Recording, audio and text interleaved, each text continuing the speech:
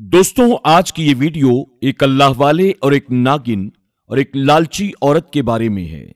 सोने का अंडा देने वाली नागिन जो इंसानों और जानवरों को डस लेती थी, कैसे एक लालची औरत सोने के अंडे की लालच में अपने बच्चे को नागिन से मरवा देती है। आइए देखते हैं। दोस्तों, किसी गांव में एक बहुत गरीब आदमी रहता था। वो किसान था, लेकिन उसके पास अपना कोई खेत नहीं था। वो अपने मालिक के खेत में जाकर काम किया करता, लेकिन उसकी इतनी आमदनी नहीं थी कि वो अपने बीवी बच्चों को पेट भर के खाना भी खिला सकता। एक दिन उसकी बीवी कहने लगी, हम बहुत थक गए हैं ऐसी जिंदगी से, जिस जिंदगी में न हमारे पास पेट भरकर खाने के लिए रोटी है, न हमारी कोई ख्वाहिश पूरी हो सकती है। तो वो कहता, अल्लाह पर भरोसा रखो, इंशाअल्लाह वो हमारी जरूर मदद करेगा और तुम अल्लाह से मांगा करो, किसी और से नहीं। वो कहती, अल्लाह ताला ही से तो मांग रही हूं, लेकिन मुझे कुछ मिलता ही नहीं। मेरे 2 बेटे हैं, जाहिर सी बात है इनका भी तो पेट भरना होता है। इनकी कोई भी तमन्ना हम पूरी नहीं कर सकते। वो किसान कहता, अल्लाह से मांगो, वही देने वाला है। तुम दुआ करो कि हमारे हालात अच्छे हो जाएं। वो औरत कहती, मैं बहुत दुआ करती हूं, लेकिन मेरी कोई दुआ अल्लाह कबूल नहीं करता। यानी वो औरत नाशुक्री करती थी। एक दिन उसके दरवाजे पर एक सपेरा बीन बजाता हुआ आया। उस औरत ने अपने घर का दरवाजा खोला और कहने लगी, यहां पर बीन क्यों बजा रहे हो? सपेरा कहने लगा, मुझे थोड़ा सा दूध चाहिए। तुम्हारे घर में बकरी का मीठा और ताजा दूध मौजूद है, क्या वो मुझे थोड़ा सा मिल सकता है?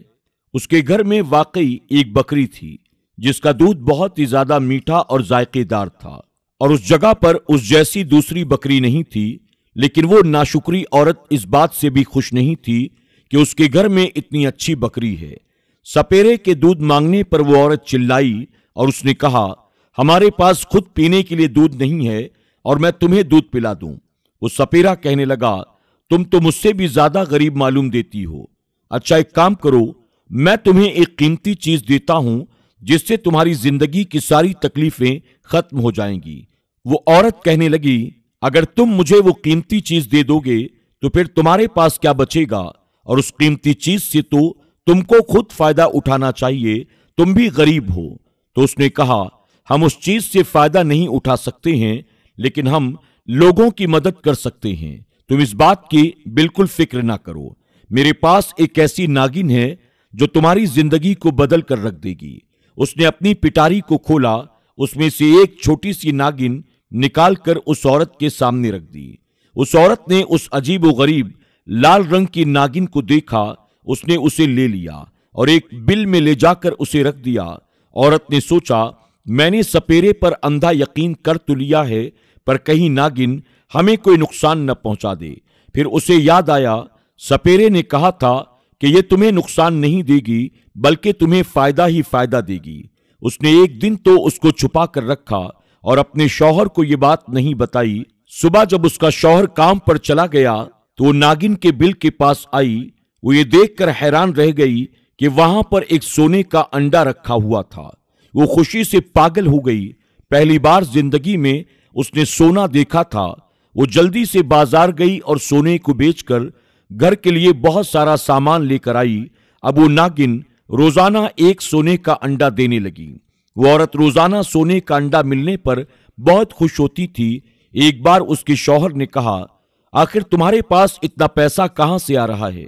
मैं तो इतना कमाता भी नहीं हूं, ना ही हमारे पास कोई जमीन जायदाद है, और ना ही तुम्हारे घर वाले इतने अमीर हैं, तो इस तरह से हमारे हालात भला कैसे बदलने लगे? शौहर के इन सवालात पर उसे मजबूरन अपने शौहर को सारी बातें बतानी पड़ी कि इस बिल के अंदर एक नागिन है जो मुझे सपेरे ने तोहफे के तौर पर दी है, और ये रोजाना एक सोने का अंडा देती है, और इसी की वजह से हमारे घर में खुशहाली आ गई है। फिर उसके बाद उसकी बीवी ने अपने शौहर को सख्ती के साथ ये कह दिया, खबरदार, किसी को बताना नहीं कि ये खजाना हमें रोजाना मिलता है। अब हैरानगी की बात यह थी कि वो नागिन रोजाना बढ़ती जा रही थी। यानी पहले वो छोटी सी थी, लेकिन अब उसकी लंबाई में इजाफा होता जा रहा था। किसान की बीवी रोजाना उस अंडे को उठाती, संभाल कर रख लेती कि कहीं किसी की नजर न पड़ जाए। इस तरह ये सिलसिला कई रोज तक चलता रहा। पूरे मोहल्ले में उनकी अमीरी के चर्चे होने लगे, क्योंकि इस तरह दिन दुगनी रात चौगनी उन्होंने तरक्की की। और किसान भी अब खेतों पर नहीं जाता था, बल्कि उसने वो खेत भी खरीद लिए थे और वहां पर उसके मुलाजिम काम किया करती थी। पूरा गांव ये सब कुछ देखकर हैरान था कि किस तरह से उनकी जिंदगी में बदलाव आ रहे थे। उन्होंने आज तक किसी को भी ये राज नहीं बताया था, लेकिन अब उनकी मुश्किलात का सिलसिला शुरू होने वाला था। एक दिन लाल नागिन अपने बिल से बाहर निकली और किसान की उसी बकरी को डस लिया जो उस घर के सहन में बंधी हुई थी। वो नागिन इतनी जहरीली थी कि बकरी खत्म हो गई और उसका ढांचा बन गया। सुबह जब किसान सोकर उठा और उसकी बीवी भी सहन में आई तो उन्होंने देखा वहां पर बकरी मौजूद नहीं थी, लेकिन वहां बकरी के हड्डियों का ढांचा पड़ा हुआ था। उन्हें ये नहीं पता था कि ये सब कुछ उसी नागिन की कारस्तानी है, क्योंकि वो तो बाहर आती ही नहीं थी। अपनी प्यारी बकरी के मरने पर वो औरत बहुत ज्यादा गमजदा थी। उसे ये बात समझ में नहीं आ रही थी कि आखिर मेरी बकरी का ढांचा कैसे बन गया। उसने सोचा, मैं रात को छुप कर देखूंगी कि कौन ऐसा काम कर रहा है। वो रात में झूठ मूठ की आंखें बंद करके लेट गई। फिर उसने जब चुपके से देखा तो लाल नागिन बिल से बाहर निकली और उसकी एक मुर्गी पर उसने हमला कर दिया। उसको बड़ा दुख हुआ कि ये मेरे सारे जानवरों को एक एक करके खा रही है, खासकर मेरी दूध देने वाली बकरी को इसने खा लिया। सुबह उसने उठकर अपने शौहर को ये सारी बातें बताई तो उसे बड़ा गुस्सा आया। उसने कहा, हम इस नागिन को मार देंगे, मगर लालची औरत ने अपने शौहर को यह कहकर खामोश करा दिया, सब्र करो, ये रोजाना हमें सोने का अंडा देती है। हम इस अंडे से और भी बकरियां खरीद लेंगे और ढेर सारे जानवर खरीद लेंगे, और ये नागिन सिर्फ जानवरों को डसती है, इंसानों को नुकसान नहीं पहुंचाती। अपने शौहर को उसने इत्मीनान दिला दिया और लालच में अपने शौहर को कायल भी कर लिया। लेकिन वो ये भूल गई कि सांप की फितरत कभी भी नहीं बदलती। कुछ दिन गुजरने के बाद वो लाल नागिन फिर से अपने बिल से बाहर निकली और उस किसान के गधे को जो उसके घर में बंधा हुआ था उसको भी डस लिया। वो बकरी की तरह फौरन ही मर गया और सुबह तक हड्डियों का ढांचा बन गया। जब ये बात किसान और उसकी बीवी को मालूम हुई तो किसान की आंखों में खून उतर आया। उसने अपनी बीवी से कहा कि इस नागिन को अब मैं मार दूंगा। ये एक एक करके हमारे तमाम जानवरों को मारती जा रही है। लेकिन उसकी बीवी पर लालच गालिब आ गई थी। वो ना मानी और अपने शौहर को उस नागिन को मारने से मना कर दिया। उसको कोई भी हाथ न लगाए, अगर मार रही है तो क्या हुआ, हमें बहुत कुछ दे भी तो रही है। शौहर उससे कहता कि तू अपने लालच के हाथों एक दिन मारी जाएगी और मैं ऐसा हरगिज नहीं होने दूंगा। वो गुस्से में आकर घर से बाहर चला गया। एक बार उनके दरवाजे पर दस्तक हुई।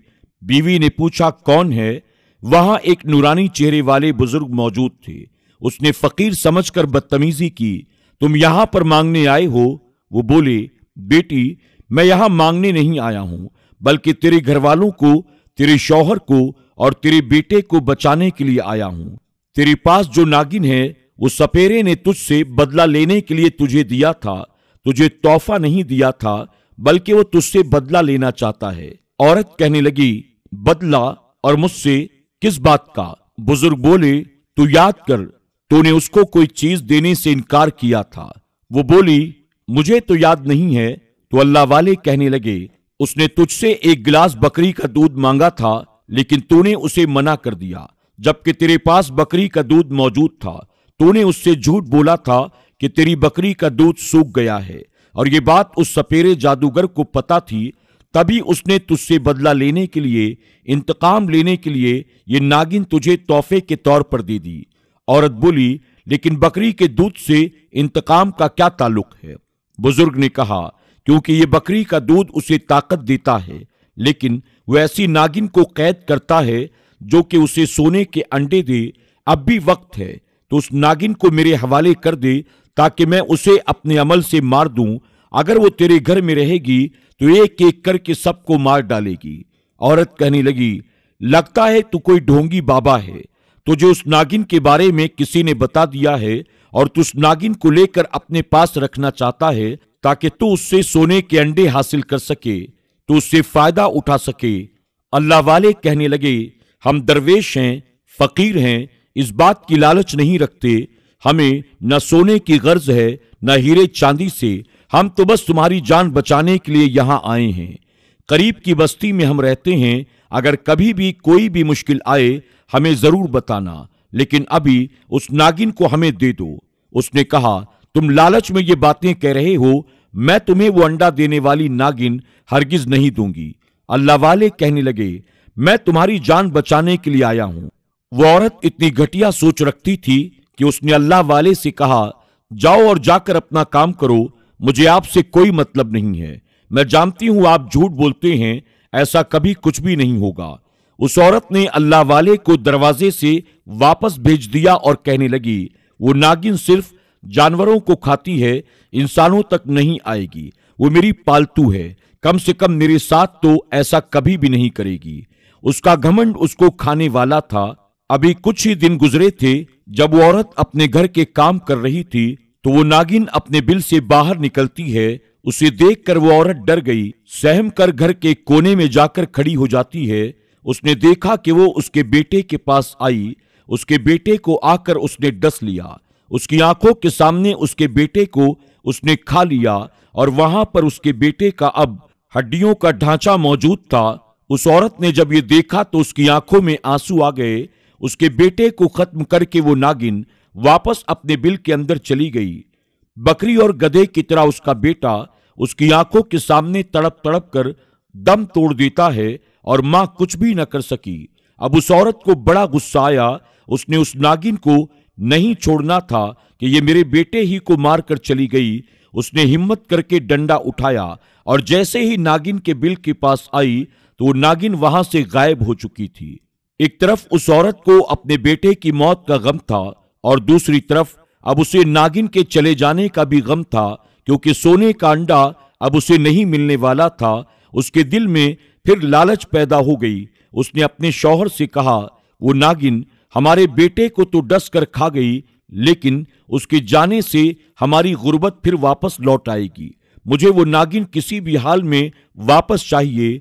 शौहर कहने लगा, उसने तेरे बेटे को भी नहीं बख्शा, क्या तेरी आंखें अब भी नहीं खुलेंगी? तू फिर से उसको अपने घर में बुलाना चाहती है? वो कहने लगी, हाँ, मुझे बहुत सी दौलत, बहुत सा पैसा चाहिए। मुझे वो नागिन किसी भी हाल में वापस चाहिए। बीवी की जिद पर शौहर चीखा, उसने मेरे एक बेटे को खा लिया, अब मेरे दूसरे बेटे को भी वो खत्म कर देगी और ऐसा मैं कभी भी नहीं होने दूंगा। एकदम शौहर को उस अल्लाह वाले का ख्याल आया जिनके बारे में उसकी बीवी ने जिक्र किया था कि वो करीब ही की बस्ती में रहते हैं। वो बहुत तेजी के साथ वहां गया। उनके पास जाकर वो कहने लगा, बाबा, मेरी बीवी लालच के हाथों अंधी हो चुकी है। उसके बेटे की मौत के बाद भी उस सोने के अंडे के लिए और उस नागिन के लिए रो रही है और वो नागिन अब गायब हो चुकी है। वो कहती है कि मुझे किसी भी हाल में वो नागिन अपने घर में वापस लाना है। उस नागिन ने एक एक करके हमारे सारे जानवरों को, यहां तक कि हमारे एक बेटे को भी खा लिया। अब घर में हम सिर्फ 3 लोग बचे हैं और मुझे लगता है कि एक एक करके वो हमें भी खा जाएगी। अल्लाह वाले कहने लगे, अगर तुम लालची हुए तो शायद तुम्हारे साथ ऐसा ही हो। सपेरा जादूगर है और तुम्हारी बीवी से इंतकाम लेने के लिए उसने ऐसा किया है। वो नागिन गायब इसलिए हुई है ताकि तुम्हारी बीवी उसको तड़प कर वापस बुलाए। तुम्हारी बीवी अब ऐसा अमल करने वाली है जिससे वो नागिन वापस आ जाएगी और तुम्हारे छोटे बेटे पर भी वो हमला करेगी। उसके बाद तुम्हें मारेगी और फिर आखिर में तुम्हारी बीवी को भी। शौहर बोला, बाबा, मुझे कुछ भी नहीं चाहिए, बस मुझे अपने घर वालों की जिंदगी चाहिए। अल्लाह वाले कहने लगे, चलो फिर मेरे साथ चलो। वो दोनों जब घर आए तो वहां का अजीब मंजर था। वो औरत उस नागिन के बिल पर खुशबू लगा रही थी और दिल ही दिल में कुछ मंत्र पढ़ रही थी। इसका मतलब वो नागिन को वापस बुलाना चाहती थी और ये अमल भी उस सपेरे ने उसे सिखाया था। उसके अमल को करने के बाद नागिन वापस उस बिल में आ चुकी थी और सोने का अंडा भी वहीं पर रखा हुआ था। उसे देखकर उसकी बीवी खुशी से चिल्ला उठी, देखो, मेरी नागिन वापस आ गई और मेरी नागिन ने फिर से सोने का अंडा दिया है। अल्लाह वाले चिल्लाए, इस अंडे को हाथ मत लगाना वरना गजब हो जाएगा। ना ही तेरा बच्चा बचेगा और ना ही कोई और। लालची औरत ने अल्लाह वाले की आवाज को सुना, पलट कर देखा, वही नूरानी चेहरे वाले बुजुर्ग उसके सामने मौजूद थे। उसने कहा, ए फकीर बाबा, तुम यहां फिर से आ गए। शौहर ने कहा, अब तू चुप हो जा, तेरे लालच ने मेरे बेटे को मार दिया, लेकिन अब दूसरे बेटे को मैं मरने नहीं दूंगा। मैं तेरी लालच के चक्कर में पूरे घर को तबाह बर्बाद नहीं कर सकता। अल्लाह वाले बुजुर्ग ने कहा, बेटा एक तरफ हो जाओ। फिर उन्होंने जल्दी से एक हिसार खींचा और अपना अमल शुरू कर दिया। जैसे जैसे अल्लाह वाले अमल करते जा रहे थे, वैसे वैसे उस नागिन का कद छोटा होता चला जा रहा था। जब वो नागिन पहले वाली जिसामत में आ गई तो उसी वक्त चारों तरफ धुआं फैला। देखा तो वहां पर वो सपेरा खड़ा हुआ था, उसकी आंखों में खून उतर आया था। उसने अल्लाह वाले की तरफ देखकर कहा, क्यों? इस औरत के खानदान को तू बचाने आ गया? ये लालची मक्कार औरत है जिसका पेट कभी भी भरने वाला नहीं है। मैंने अपनी नागिन को खास काम के लिए यहां भेजा था और वो काम बस पूरा ही होने वाला था कि तू यहां पर चला आया। अल्लाह वाले ने कहा, यह औरत लालची है, लेकिन तुझे कोई हक नहीं पहुंचता कि तू इससे बदला ले, इंतकाम ले। अगर इसने तुझे बकरी का दूध नहीं दिया था तो उसके बदले तो उसके पूरे खानदान ही को खत्म करने की ठान चुका है। हां, क्योंकि उस दूध को मैं पीकर ज्यादा ताकतवर हो जाता हूं। मेरा जादू काम करता है। इस नागिन को काबू करना आसान नहीं है और बकरी का वो दूध हमें इतनी ताकत देता है ताकि हम जादू कर सकें। लेकिन इस औरत ने मुझसे झूठ बोला तो देख लो, न सिर्फ इसकी वो बकरी मरी बल्कि इसका बेटा भी मरा। अब ये इतनी पागल हो चुकी है कि इसका दूसरा बेटा भी मरने वाला है। इसका शौहर भी इसकी आंखों के सामने दम तोड़ेगा। अल्लाह वाले कहने लगे, अब ऐसा नहीं होगा, तो इससे इंतकाम नहीं ले सकता। सपेरे ने कहा, मैं तो बदला लेकर रहूंगा। उसके बाद वो बीन बजाना शुरू कर देता है। जैसे जैसे वो बीन बजाता जा रहा था, उस औरत की हालत खराब होती जा रही थी। आखिरकार वो चकराकर जमीन पर गिर गई और कुछ देर के बाद बेहोश हो गई। अल्लाह वाले ने कहा, ऐ सपेरे, तू बहुत गलत कर रहा है। माना कि यह औरत लालची है, लेकिन ये सुधर भी तो सकती है, तौबा भी तो कर सकती है। बेहतर यह है कि तू भी सुधर जा और यहां से चुपचाप चला जा, वरना मैं तुझे खत्म कर दूंगा। सपेरा ये सुनकर जोर जोर से हंसने लगा। उसने कहा, मेरा जादू इतना ज्यादा ताकतवर है कि तू मेरा कुछ भी नहीं बिगाड़ सकता। अल्लाह वाले ने उस नागिन की तरफ देखा जो बिल में छुप कर बैठी हुई थी। अल्लाह वाले उसके पास आए। उसने कुछ भी नहीं कहा। आपको इतना जलाल आ रहा था कि वो नागिन हिल भी नहीं पा रही थी। आपने आराम से उसके सोने के अंडे को उठा लिया और उस अंडे पर दम करके उस जादूगर की तरफ फेंका, जिससे उसका जिस्म पत्थर का बन गया और कुछ ही देर में सपेरा रेजा रेजा हो गया और मिट्टी में तब्दील हो गया। उसके मरते ही वो जादुई लाल नागिन भी खत्म हो गई।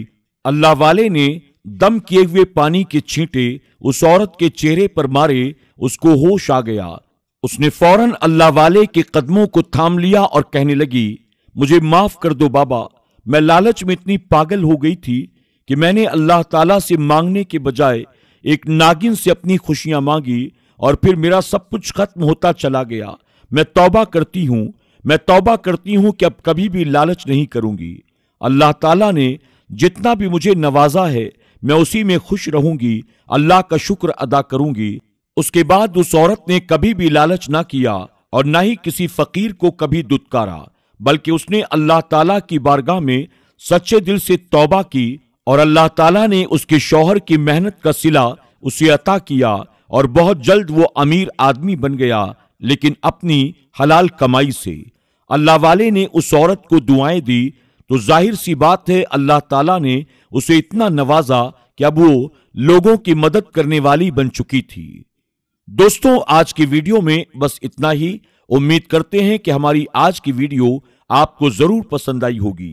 वीडियो पसंद आने की सूरत में इसे लाइक करना और अपने दोस्त अहबाब के साथ शेयर करना न भूलें। बहुत जल्द एक और नई वीडियो के साथ आपकी खिदमत में हाजिर होंगे। तब तक के लिए हमें इजाजत दें। अगर आप हमारे चैनल पर नए आए हैं, आपने इसे सब्सक्राइब नहीं किया तो अभी सब्सक्राइब कर लें और आइंदा आने वाले तमाम नए वीडियोस की नोटिफिकेशन के लिए बेल आइकन को क्लिक करना न भूलें। अस्सलामु अलैकुम वरहमतुल्लाहि वबरकातुहू।